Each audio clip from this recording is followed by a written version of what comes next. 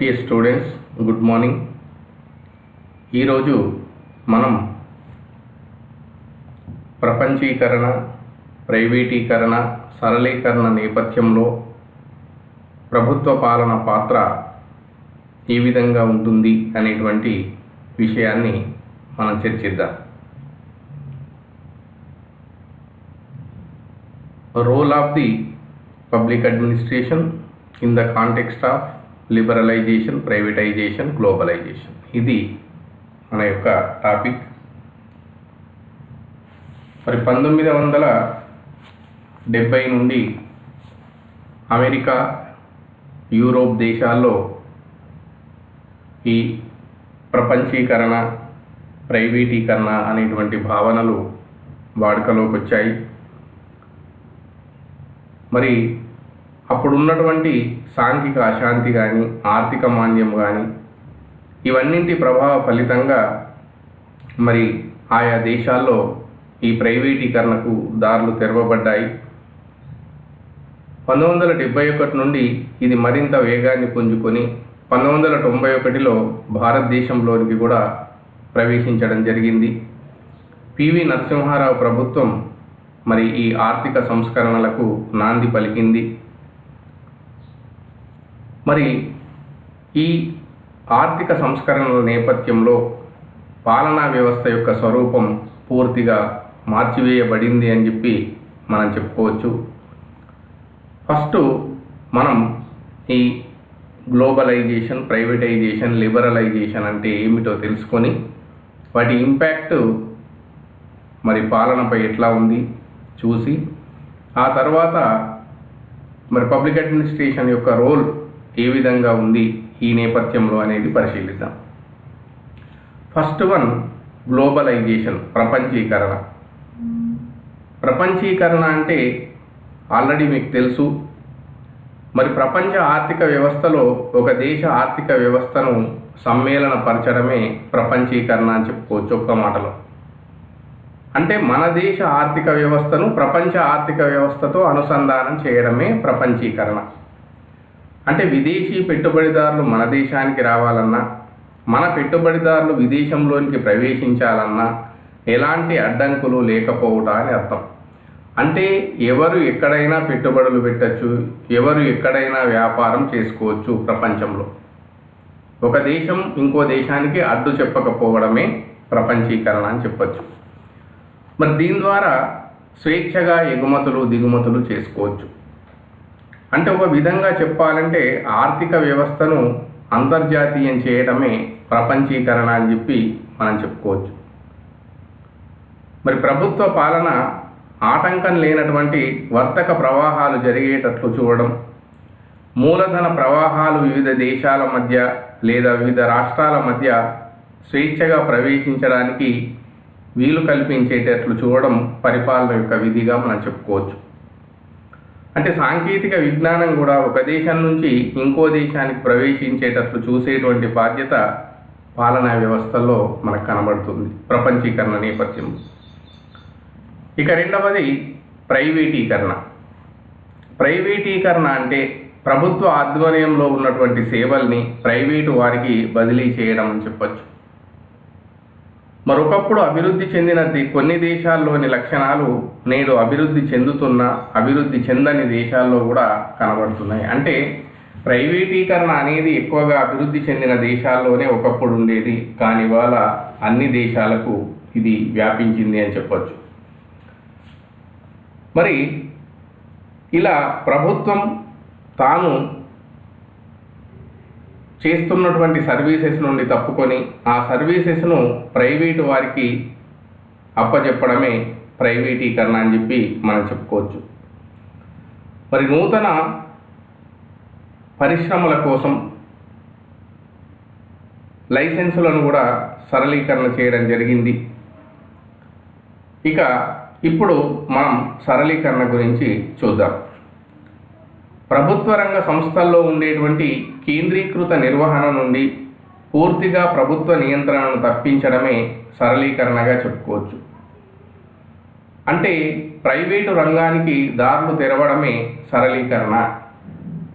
Private వ్యక్తులు ఈ దేశంలో పరిశ్రమలు నెలకొల్పుకోవడానికి మరి ఎలాంటి అడ్డు చెప్పకుండా సులభతరంగా వారికి లైసెన్సుల్ని మంజూరు చేయడమే సరళీకరణ అని చెప్పి మనం చెప్పుకోవచ్చు. ఇక్కడ ప్రభుత్వ జోక్యాన్ని, ప్రభుత్వ నియంత్రణను తగ్గించడం, వనరుల్ని వికేంద్రీకరణ చేయడం, పరిశ్రమలకు లైసెన్సులు ఇచ్చేటువంటి విధానం, మరి వికేంద్రీకరణ స్థాయిలో నిర్ణయాలు తీసుకునేటువంటి అవకాశాలని మరింత సులువు చేయడమే సరళీకరణ అని చెప్పచ్చు. అంటే ప్రభుత్వం తీసుకునేటువంటి నిర్ణయాలను పాలనా వ్యవస్థ మరింత సరళీకరణ పద్ధతుల ద్వారా అమలు చేయాల్సినటువంటి పరిస్థితి మనకు ఏర్పడింది. మరి ఇలా ప్రపంచీకరణ, ప్రైవేటీకరణ, సరళీకరణ ద్వారా మరి పాలనా వ్యవస్థలో ఏం మార్పులు చోటు చేసుకున్నాయి, దాని యొక్క ఇంపాక్ట్ ఏ విధంగా ఉంది అని కనుక మనం పరిశీలించినట్టయితే, ఒకప్పుడు ప్రభుత్వం ప్రజలకు అనేక విధులు నిర్వహించేది, అనేక సేవలు చేయడానికి ముందుకొచ్చేది. కానీ ఇప్పుడు ప్రభుత్వం తాను నిర్వహించే విధులను తగ్గించుకొని కేవలం సౌకర్యాలను మాత్రమే కల్పిస్తుంది. ఒక ఫెసిలిటేటర్గా మారిపోయింది. మరొకప్పుడు సంక్షేమ రాజ్య భావన కలిగినటువంటి రాజ్యం తన సంక్షేమ రాజ్య కార్యకలాపాల్ని తగ్గించుకుంటూ మరి ప్రభుత్వం నిర్వహించవలసినటువంటి విధుల్ని, సేవల్ని ప్రైవేటు వారికి అప్పగించడం అనేది జరుగుతూ ఉంది. కాబట్టి ప్రభుత్వం ఇవాళ విధులు నిర్వహించకుండా కేవలం సౌకర్యాలు కల్పించేటువంటి ఒక సాధనంగా మారిపోయింది అని చెప్పి చెప్పుకోవచ్చు. అంటే సంక్షేమ విధుల స్థానంలో కేవలం సౌకర్యాలు కల్పించే విధుల ప్రభుత్వంగా ఇవాళ ప్రభుత్వం కొనసాగుతుంది అని చెప్పచ్చు. మరి రెండవది, ప్రభుత్వం యొక్క రూల్స్, రెగ్యులేషన్స్ సరళీకరణ చేయడం జరిగింది. అంటే రిజిడ్గా ఉన్నటువంటి రూల్స్, రెగ్యులేషన్స్ స్థానంలో మరి ఇవాళ సులభమైనటువంటి నియమ నిబంధనలు రూపొందించడం జరుగుతూ ఉంది. ఈ రిజిడ్ కాన్సెప్ట్ను పక్కన పెట్టి మరి ప్రభుత్వం కూడా ఇవాళ ఒక వ్యాపార దృక్పథంతో లేదా ప్రైవేటుకు ధీటుగా పనిచేయవలసినటువంటి అవసరం ఏర్పడింది. అంతేకాకుండా హైరార్కీ, క్రమానుగత శ్రేణి సూత్రాన్ని పక్కకు పెట్టి ఇవాళ ప్రభుత్వం పనిచేయవలసినటువంటి అవసరం ఉంది. కాబట్టి ప్రభుత్వంలో ఉన్నటువంటి ఈ వ్యవస్థ నియమాలు అనేవి సరళతరం చేయడం జరిగింది అని చెప్పి మనం చెప్పుకోవచ్చు. అంతేకాకుండా మరి ప్రభుత్వం ఇవాళ నిర్వహణ దృక్పథం నుండి, నిర్వహణ కల్చర్ నుండి performance and result oriented management దృక్పథాన్ని అలవర్చుకుంది. అంటే ప్రభుత్వం కూడా తాను చేసేటువంటి ప్రతి పనిలో ఎంత లాభం వస్తుంది, దీని ద్వారా ఎంత ప్రయోజనం సమకూరుతుంది అనేది చూడాల్సినటువంటి పరిస్థితి ఉంది.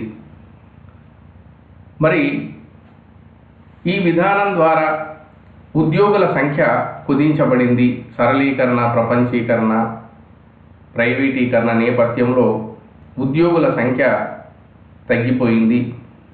మరొకప్పుడు పాలనా వ్యవస్థలు చాలా పెద్దగా ఉండేవి. మరి ప్రపంచంలో కొనసాగుతున్న మార్పులకు అనుగుణంగా భారీ వ్యవస్థల్ని, వాటి కార్యక్రమాల్ని ఇవాళ ప్రభుత్వాలు తగ్గించుకుంటున్నాయని చెప్పచ్చు. వేల సంఖ్యలో, లక్షల సంఖ్యలో ఉండే ఉద్యోగుల సంఖ్య ఇవాళ వందల సంఖ్యలోకి వస్తున్నది. వ్యవస్థలో కొన్ని భాగాలను కూడా రద్దు చేయడం జరుగుతుంది, పోస్టుల్ని కూడా రద్దు చేయడం జరుగుతుంది. దీన్నే మనం డౌన్ సైజింగ్ అంటాం, అంటే వ్యవస్థల్ని కుదించడం.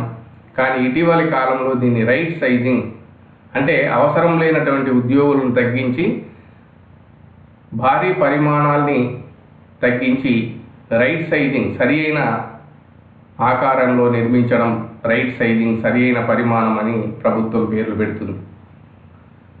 ఇక ఇంకో మార్పు ఏమిటి అంటే అవుట్సోర్సింగ్ సిస్టమ్ వచ్చింది. మరి ఒకప్పుడు ఉద్యోగి స్వామ్యంలోని ఉద్యోగులు అన్ని రకాల విధులు, కార్యక్రమాలు నిర్వర్తించేవారు. కానీ ఇవాళ ప్రభుత్వానికి సంబంధించినటువంటి కొన్ని విధుల్ని లేదా కార్యక్రమాల్ని ప్రైవేటు సంస్థలు ప్రభుత్వంతో ఒప్పందం కుదుర్చుకొని వాటిని నిర్వహించడం జరుగుతుంది. అంటే ప్రభుత్వ పాలనా స్థానంలోనికి ప్రైవేటు పాలనా కార్యక్రమాలు చొచ్చుకొచ్చాయి అని చెప్పి చెప్పుకోవచ్చు. మరి ఒక సంస్థ ప్రభుత్వంతో ఒప్పందం కుదుర్చుకొని ప్రభుత్వం నిర్వహించే కొన్ని విధులను నిర్వహించడమే అవుట్సోర్సింగ్ అని చెప్పి చెప్పుకోవచ్చు. ఈ అవుట్సోర్సింగ్ సిస్టమ్ ద్వారా మరి ఉద్యోగుల సంఖ్య తగ్గిపోతూ ఉన్నది. ఎందుకంటే అవుట్సోర్సింగ్ పద్ధతిలో తక్కువ వేతనంతో ఉద్యోగులు పనిచేస్తున్నారు. దీని ద్వారా మధ్యవర్తి అయినటువంటి ఆ సంస్థ కొంత లాభం తీసుకుంటుంది.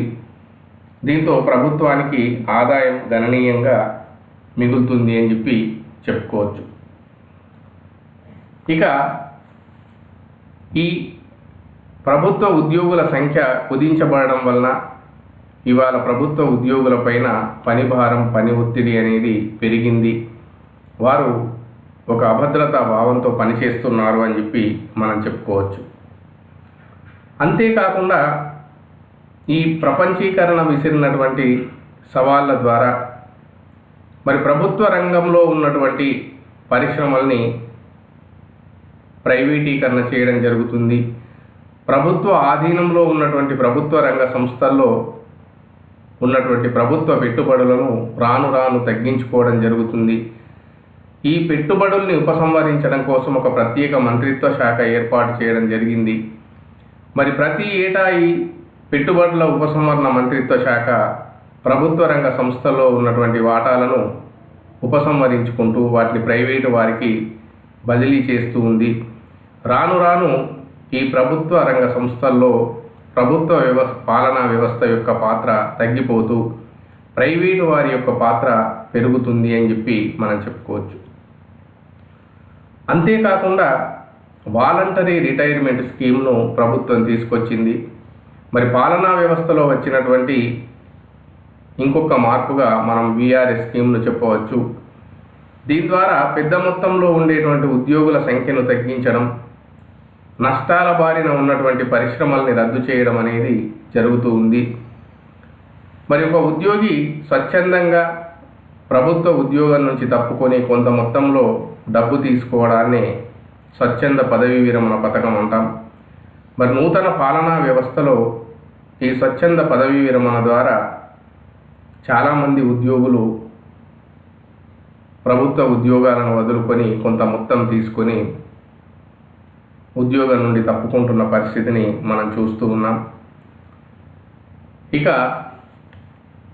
ఇంకో మార్పు ఏమిటి అంటే సావరెంటీ. ఈ ఐఎంఎఫ్ కానీ వరల్డ్ బ్యాంక్ కానీ ఈ అభివృద్ధి చెందుతున్నటువంటి దేశాలకు అప్పులు ఇచ్చి మరి వారికి అనుగుణమైనటువంటి విధానపరమైన నిర్ణయాలు చేసేలా ఇవాళ దేశాల యొక్క ఆంతరంగిక వ్యవహారాల్లో కూడా ఇవి జోక్యం చేసుకుంటున్నాయి. తమకు అనుకూలమైన విధాన రూపకల్పనకు, చట్టాల రూపకల్పనకు ఇవి ఒత్తిడి చేస్తున్నాయి. దీంతో ఒక దేశం యొక్క సార్వభౌమాధికారంకి ముప్పు వాటిల్లుతుంది అని చెప్పి మనం చెప్పుకోవచ్చు. మరి ఈ ప్రపంచీకరణ, సరళీకరణ, ప్రైవేటీకరణ నేపథ్యంలో మరి కనీవిని ఎరుగని శాస్త్ర సాంకేతిక విస్తరణ వలన ఇవాళ పాలనపై ఎలక్ట్రానిక్ ప్రభావం అనేది పడింది. అందుకే మరి ఇవాళ 2 కొత్త పాలనా పద్ధతులు అందుబాటులోకి వచ్చాయి. అవి మనకు తెలుసు. ఒకటి గుడ్ గవర్నెన్స్, 2 ఈ గవర్నెన్స్. మరి ఈ సుపరిపాలన అనేది ప్రభుత్వం యొక్క పాత్రనే మార్చేసింది. ప్రభుత్వం తన సేవాభావాల్ని విడనాడి ఆ స్థానంలో ప్రైవేటు వారికి అన్ని రకాల అవకాశాల్ని, ప్రవేశాల్ని కల్పిస్తూ ఉంది. ఆర్థిక నిర్ణయాల్ని క్రమబద్ధీకరించడం, నియంత్రణ చేయడం గవర్నెన్స్ పాలన యొక్క బాధ్యతగా మనం చెప్పుకోవచ్చు. మరి వికేంద్రీకరణ ద్వారా స్థానిక పాలనలో ప్రజలకు సాధికారత, భాగస్వామ్యం కల్పించి మరి గవర్నెన్స్ పాలన అన్ని స్థాయిల్లో నిరంతరం సంస్కరణల వల్ల నిరంతరం సాధించడం జరుగుతూ ఉంది. మరి ఈ గవర్నెన్స్, ఇంటర్నెట్, ఐటీ ఇలాంటివి ఇవాళ మనం చూస్తూ ఉన్నాం. ఇక ఈ గవర్నెన్స్ ద్వారా మరి ప్రభుత్వం ఎలక్ట్రానిక్ సాధనాల ద్వారానే పరిపాలన చేస్తుంది. దీంతో ప్రభుత్వ స్వరూపమే మారిపోయింది అని చెప్పి చెప్పుకోవచ్చు. ప్రభుత్వం మరి ఈ ప్రపంచీకరణ, ప్రైవేటీకరణ, సరళీకరణ నేపథ్యంలో మరి ఎటువంటి పాత్ర నిర్వహించాలి అనేటువంటి విషయాన్ని మనం ఇప్పుడు చూద్దాం. మరి ఇవాళ ప్రభుత్వం పాలన మోర్ స్ట్రాటజిక్గా తయారు కావాల్సినటువంటి అవసరం ఉంది. అంటే ప్రభుత్వం తన పాలన యొక్క సామర్థ్యాన్ని, కార్యసాధకతను, ప్రభావశీలతను మరింత పెంచుకోవాల్సినటువంటి అవసరం ఉంది. సేవల్లో నాణ్యతను పెంచుకోవాల్సినటువంటి అవసరం ఉంది. అంతేకాకుండా రెండో పాయింట్ ఏమిటి అంటే ప్రభుత్వం వివిధ సంస్థల మధ్య, అంటే ప్రభుత్వ సంస్థల మధ్య ఒక కాంపిటీటివ్ ఎన్విరాన్మెంట్ను క్రియేట్ చేయవలసినటువంటి అవసరం ఉంది. మరి జనరల్గా ప్రభుత్వ వ్యవస్థలు అనేవి స్తబ్దంగా ఉండడం మనం చూస్తూ ఉంటాం. మరి ఆ స్తబ్దతను తొలగించి ఇవాళ ప్రభుత్వ సంస్థల మధ్య కూడా పోటీ నెలకొనేలా చూడాలి. వివిధ ప్రభుత్వ సంస్థల్లో కాంపిటీటివ్ ఎన్విరాన్మెంట్ను పెంపొందించాల్సిన బాధ్యత పాలనపై ఉంది. అంతేకాకుండా పాలన తన నైపుణ్యాలను మెరుగుపరుచుకోవాల్సినటువంటి అవసరం ఉంది. అందులో పనిచేస్తున్నటువంటి ఉద్యోగులకు అడ్మినిస్ట్రేటివ్ స్కిల్స్ను పెంపొందించాలి. పెరిగిన సాంకేతిక పరిజ్ఞానాన్ని వినియోగించుకునేలా వాళ్ళకు శిక్షణ ఇవ్వాల్సినటువంటి అవసరం ఎంతైనా ఉంది అని చెప్పి మనం చెప్పుకోవచ్చు. ఇక నెక్స్ట్ పాయింట్ ఏమిటి అంటే అధికారులు, నాయకులు, క్రిమినల్స్ వీళ్ళ మధ్యన ఉన్నటువంటి సంబంధాలను బ్రేక్ చేయవలసినటువంటి అవసరం ఉంది. మరి వీళ్ళ మధ్య ఉన్న ఆ సంబంధాలను తెంచి ప్రజలకు సరి అయినటువంటి సేవలు అందించాల్సినటువంటి అవసరం ఇవాళ ప్రభుత్వ పాలనపై ఉంది.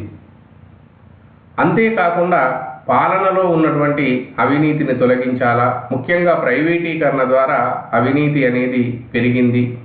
మరి ఈ అవినీతిని తగ్గించి ప్రజా ఫిర్యాదుల విభాగాలను నెలకొల్పాలా. మరి ప్రజల యొక్క ఫిర్యాదుల పరిష్కారానికి తగిన చర్యలు తీసుకోవాల్సినటువంటి అవసరం ఇవాళ ప్రభుత్వ పాలనపై ఉంది. దానికోసం సిటిజన్ గ్రీవియన్స్ రిడ్రెసల్ సెల్స్ను ఏర్పాటు చేయాలి. అంతేకాకుండా స్థానిక సంస్థల్ని మరింత బలోపేతం చేయాలి. తద్వారా గ్రామీణాభివృద్ధికి కృషి చేయాలి. స్థానిక సంస్థల్లో ప్రజలు విరివిగా పాల్గొనేటట్లు కార్యక్రమాలు రూపొందించాలి. స్థానిక సంస్థలు బలోపేతం కావాలి అంటే వాటికి ఆర్థికపరమైనటువంటి వనరుల్ని కల్పించాలి. ఎందుకంటే నిధులు ఉన్నప్పుడే అవి విధులు నిర్వహిస్తాయి కాబట్టి ముఖ్యంగా వాటికి ఆర్థిక పరిపుష్టి కల్పించాలి, వనరుల్ని కల్పించాలి, వాటికి అధికారాల్ని దత్తత చేయాలి. వాళ్ళు అక్కడి సమస్యలు అక్కడే పరిష్కరించుకునేటట్లు, అక్కడి నిర్ణయాలు అక్కడే తీసుకునేటట్లు మరి స్థానిక సంస్థలకు అధికార దత్తత చేయాలి, అధికారాల బదిలీ జరగాలి అని చెప్పచ్చు. అంతేకాకుండా మరి ప్రభుత్వాలు, అధికారులు, ఉద్యోగులు, పాలనా సంస్థలు ఈ పెరిగిన సాంకేతిక పరిజ్ఞానాన్ని విరివిగా వినియోగించుకోవాలి. దీని ద్వారా మరి సత్వర సేవలు అందుతాయి. పాలనలో పారదర్శకత ఉంటుంది, జవాబుదారీతనం పెంపొందుతుంది. సులభంగా నాణ్యమైన సేవల్ని టెక్నాలజీ ద్వారా అందించవచ్చు. మరి ఈ గవర్నెన్స్ ద్వారా ఆల్రెడీ ప్రభుత్వం ఎలక్ట్రానిక్ సాధనాల ద్వారా పరిపాలన చేస్తుంది. కాకపోతే మరి చాలామందికి ఇవాళ ఎలక్ట్రానిక్ పరికరాలు అందుబాటులో లేవు. అంటే ల్యాప్టాప్స్, కంప్యూటర్లు, ఇంటర్నెట్ సిస్టమ్ గ్రామ స్థాయికి కూడా విస్తరించాల్సినటువంటి అవసరం ఉంది. మరి ప్రజలందరూ కూడా ఈ ఎలక్ట్రానిక్ గ్యాడ్జెట్స్ను విరివిగా ఉపయోగిస్తే మరి పెరిగిన టెక్నాలజీని అందరూ వాడుకునేటువంటి అవకాశం ఉంది. పాలనపై ఉన్నటువంటి మరో బాధ్యత పాత్ర ఏంటంటే ఉద్యోగుల్లో పని సంస్కృతిని పెంపొందించాలి.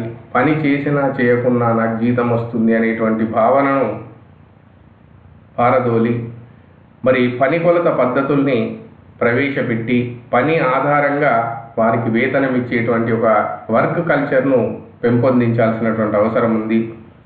మరి ఉద్యోగుల యొక్క వైఖరిలో మార్పు తీసుకురావాల్సిన అవసరం ఉంది. వాళ్ళ యాటిట్యూడ్ చేంజ్ చేయాలి. వాళ్ళ ప్రవర్తనలో మార్పు తీసుకొచ్చి ప్రైవేటు ఉద్యోగులతో పోటీగా వీళ్ళు పనిచేసేటట్లుగా వాళ్ళని తీర్చిదిద్దాల్సినటువంటి అవసరం ఉంది. దీనికోసం మరి అవసరమైతే ప్రభుత్వ ఉద్యోగులకు శిక్షణా కార్యక్రమాలు ఏర్పాటు చేయాలి. ఇక నెక్స్ట్ పారదర్శకత పెంపొందించాలి. ఇవాళ ఈ గవర్నెన్స్ సిస్టమ్ ద్వారా మరి ప్రభుత్వం తాను తీసుకుంటున్నటువంటి నిర్ణయాలను, విధానపరమైన కార్యక్రమాలను, చేస్తున్న పనుల్ని అన్నింటినీ కూడా ఆయా వెబ్సైట్లలో పొందుపరచడం జరుగుతుంది. ప్రతి డిపార్ట్మెంట్కి కూడా ఒక ప్రత్యేక వెబ్సైట్ ఉంది. మరి దాని ద్వారా ప్రజలు ఎలాంటి దాపరికం లేకుండా ప్రభుత్వం అందిస్తున్నటువంటి సర్వీసుల్ని, ప్రభుత్వం తీసుకున్న నిర్ణయాల్ని, ప్రభుత్వం చేపట్టిన కార్యక్రమాల్ని వాళ్ళు తెలుసుకుంటున్నారు. కాబట్టి ఈ పారదర్శకతను, జవాబుదారీతనాన్ని ఇంకా పెంపొందేలా ప్రభుత్వం తగిన చర్యలు తీసుకోవాలా. ఎందుకంటే ప్రభుత్వం ప్రజలకు సేవ చేసేటువంటి ఒక సాధనం, ఉద్యోగులు కూడా ప్రజాసేవకులు. కాబట్టి మరి ఆ ప్రజలకు ఈ ప్రభుత్వం కానీ, ఉద్యోగులు కానీ, నాయకులు కానీ జవాబుదారీగా ఉండవలసినటువంటి అవసరం ఉంది. కాబట్టి పాలనలో మరింత పారదర్శకత, జవాబుదారీతనాన్ని పెంపొందించాలి. ఇక నెక్స్ట్, ప్రభుత్వం సిటిజన్ ఫ్రెండ్లీ గవర్నమెంట్గా మారవలసినటువంటి అవసరం ఉంది. పౌర కేంద్రీకృత పాలన చేయవలసిన అవసరం ఉంది. విధానపరమైన నిర్ణయాలనేవి పైనుండి కిందికి కాకుండా కింది నుండి పైకి ప్రవహించేటట్లు చూడవలసినటువంటి అవసరం ఉంది. ప్రజల్ని విధానపరమైన నిర్ణయాల్లో, ప్రభుత్వ కార్యక్రమాల్లో మరింత భాగస్వాములు చేయాలి. సిటిజన్ ఫ్రెండ్లీ గవర్నమెంట్గా ప్రభుత్వం మారాలి అని చెప్పి మనం చెప్పుకోవచ్చు. మరి ఇవాళ ఈ ఎల్పిజి నేపథ్యంలో, లిబరలైజేషన్, ప్రైవేటైజేషన్, గ్లోబలైజేషన్ నేపథ్యంలో మరి బహుళజాతి సంస్థలు, కార్పొరేట్ సంస్థలు ముందుకొచ్చి అనేక దేశాల్లో పెట్టుబడులు పెట్టి మరి వ్యాపారాన్ని కొనసాగిస్తున్నాయి. దాంతో లోకల్గా ఉన్నటువంటి చిన్న వ్యాపారస్తులు, చిన్న పెట్టుబడిదారులు చాలా ఇబ్బందులకు గురి అవుతున్నారు. కాబట్టి ప్రభుత్వం ఏం చేయాలంటే ఎఫ్డిఐలను, ఫారిన్ డైరెక్ట్ ఇన్వెస్ట్మెంట్లను ఆహ్వానించే బదులు లోకల్గా ఉన్నటువంటి ఎంటర్ప్రెన్యూరర్స్ను, ఔత్సాహికుల్ని, పారిశ్రామికవేత్తల్ని ప్రోత్సహించి వార్చే పెట్టుబడులు పెట్టేలా చూస్తే ఇంకా బాగుంటుంది. ఎందుకంటే లోకల్ మార్కెట్లో, ప్రాంతీయ మార్కెట్లు దెబ్బతినకుండా, ప్రాంతీయ ఔత్సాహికులు దెబ్బతినకుండా ప్రభుత్వం తగిన చర్యలు తీసుకోవాల్సినటువంటి అవసరం ఉంది. అంతేకాకుండా మరి ఈ ప్రైవేటీకరణ, ప్రపంచీకరణ నేపథ్యంలో ప్రభుత్వాలు పూర్తిగా తమకున్న సార్వభౌమాధికారాన్ని తాకట్టు పెట్టాల్సినటువంటి అవసరం లేదు. తమకున్న సార్వభౌమాధికారాన్ని మరి కాపాడుకుంటూనే వారికి అనుగుణమైనటువంటి నిర్ణయాలు తీసుకోవాల్సినటువంటి అవసరం ఉంది. కాబట్టి మరి ఎల్పిజి సంస్కరణల్ని కొనసాగిస్తూనే పూర్తిగా మనం ప్రపంచ బ్యాంకో, లేదంటే అమెరికా లాంటి దేశాలకో, ఐఎంఎఫ్ లాంటి సంస్థలకు పూర్తిగా మన సార్వభౌమాధికారాన్ని తాకట్టు పెట్టకుండా ప్రభుత్వం తగిన చర్యలు తీసుకోవాలి. మరి ఎల్పిజి ఈ లిబరలైజేషన్, ప్రైవేటైజేషన్, గ్లోబలైజేషన్ సృష్టించినటువంటి అసమానతలు ఏవైతే ఉన్నాయో మరి ఆ అసమానతల్ని నివారించాల్సిన బాధ్యత ఇవాళ ప్రభుత్వ పాలనపై ఉంది. ఎందుకంటే వీటి ద్వారా వచ్చినటువంటి మంచి ఫలితాలని ప్రజలకు అందిస్తూనే ఇవి విసిరిన సవాళ్లను, ఇవి సృష్టించిన అసమానతల్ని నివారించడం కోసం ప్రభుత్వం మరింత సమర్థవంతంగా పనిచేయాల్సినటువంటి అవసరం ఉంది. లేనట్టయితే ధనిక పేదల మధ్య వ్యత్యాసాలు పెరుగుతాయి. కాబట్టి ఈ ఎల్పిజి సృష్టించినటువంటి అసమానతల నివారణకు ఎప్పటికప్పుడు ప్రభుత్వం తగిన చర్యలు తీసుకోవాలి. మరి ఇందాకే మనం చెప్పినట్టు నెక్స్ట్ పాయింట్, వెల్ఫేర్ స్టేట్ తన యాక్టివిటీస్ను తగ్గించుకుంది అని చెప్తున్నాం. మరి దీంతో సామాన్య మానవులు ఇబ్బంది పడే అవకాశం ఉంది, పేదలు ఇబ్బంది పడే అవకాశం ఉంది. కాబట్టి మనం ఎన్ని సంస్కరణలు తెచ్చినా కూడా సామాన్య మానవుడి అవసరాలు దృష్టిలో ఉంచుకొనే ఆ సంస్కరణలు అమలు చేయాలి. ఎందుకంటే మనం భారత రాజ్యాంగంలోనే రాసుకున్నాం, సోషల్ జస్టిస్ చేకూరుస్తామని, సామాజిక న్యాయం, సాంఘిక ప్రతి పౌరుడికి సాంఘిక, ఆర్థిక, రాజకీయ న్యాయం అందిస్తామని చెప్పుకున్నాం. కాబట్టి మరి ఈ సంస్కరణల పేరుతో సామాన్యుల అవసరాల్ని బలిపెట్టకూడదు. ప్రతి పౌరుడి కనీస అవసరాలు తీర్చి సామాజిక న్యాయ సాధన కోసం ప్రభుత్వ పాలన కృషి చేయాల్సినటువంటి అవసరం ఉంది. మరి దీనికోసం సంపద వికేంద్రీకరణకు చర్యలు తీసుకోవాలా? మరి కొంతమంది వ్యక్తుల చేతుల్లోనే కోట్ల రూపాయల డబ్బుండి మరి చాలామంది పేదల దగ్గర ఎలాంటి భూములు, డబ్బులు, ఆస్తులు లేకుండా ఉండడం అనేది సరి అయిన పద్ధతి కాదు. కాబట్టి సంపద వికేంద్రీకరణకు ప్రభుత్వం తగిన చర్యలు తీసుకునాలా? మరి అప్పుడే సమాజం నెలకొంటుంది అని చెప్పి మనం చెప్పుకోవచ్చు. ఇక నెక్స్ట్ పాయింట్ ఏంటంటే, ఈ ప్రపంచీకరణ విసిరినటువంటి సవాళ్లను, ఛాలెంజెస్ను ఎప్పటికప్పుడు గమనించడానికి ఒక ప్రత్యేక శాఖను ఏర్పాటు చేసి వాటిని ఎప్పటికప్పుడు పరిష్కరిస్తూ ప్రభుత్వం కృషి చేయాల్సినటువంటి అవసరం ఉంది అని చెప్పి మనం చెప్పుకోవచ్చు. మరి ఈ ఆర్థిక సంస్కరణలు చాలామంది రాజ్యాన్ని, ప్రభుత్వాన్ని, పాలనను అంతం చేస్తాయని చెప్పేసి భావించడం జరిగింది. కానీ అది చాలా తప్పుడు భావన. మరి ఎన్ని సంస్కరణలు వచ్చినా, ఎంత ఇది జరిగినా పాలన అంతమవడం అనేది జరగదు. అది మరింత బాధ్యతాయుతంగా, మరింత సమర్థవంతంగా తన పాత్రను మెరుగుపరుచుకుంటూనే ఉన్నది.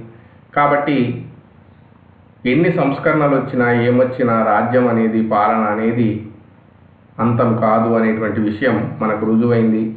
కాబట్టి ఈ ప్రపంచీకరణ, సరళీకరణ, ప్రైవేటీకరణ విసిరినటువంటి సవాళ్లను మరి పరిష్కరిస్తూ ప్రజలకు మరింత మెరుగైనటువంటి సేవల్ని, పారదర్శక పాలనను, జవాబుదారీతో కూడినటువంటి పాలనను అందించాల్సిన బాధ్యత ఇవాళ ప్రభుత్వ పాలనపై ఉంది అని చెప్పి మనం చెప్పుకోవచ్చు.